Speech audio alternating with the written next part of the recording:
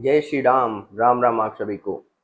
आज हम बात करेंगे कि एक ग्रस्त जीवन जीते हुए हम प्रभु को कैसे सरलता से प्राप्त कर सकते हैं। ठीक है।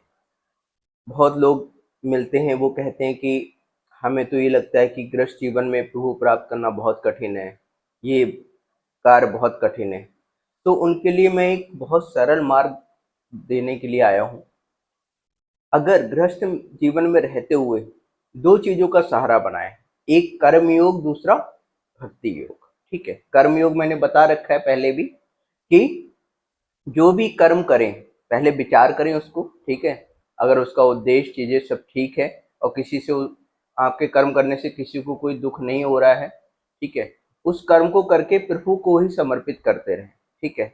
उसको अपने आप को खुद को करता ना समझे। ठीक है। लेकिन एक चीज बहुत मुख्य है, कर्म करने से पहले विचार जरूर करें, अपनी बुद्धि विवेक से देखे जरूर कि हाँ, इस कर्म को करने से किसी को कोई समस्या कोई दिक्कत तो नहीं हो रही है। ठीक है।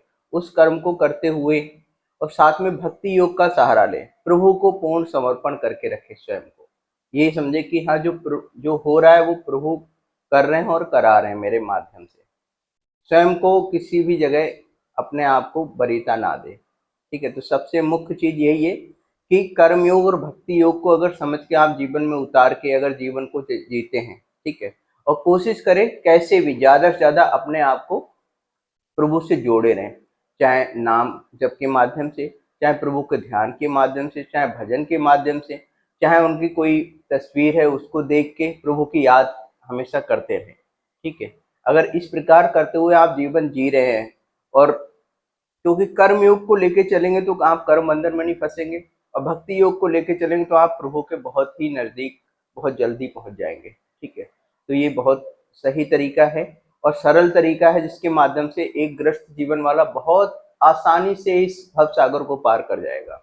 दूसरा है, अगर व्यक्ति ज्यादा बुद्धि का प्रयोग कर रहा है तो वो कर्म योग और ज्ञान योग को उसका सहारा पकड़े। ठीक है।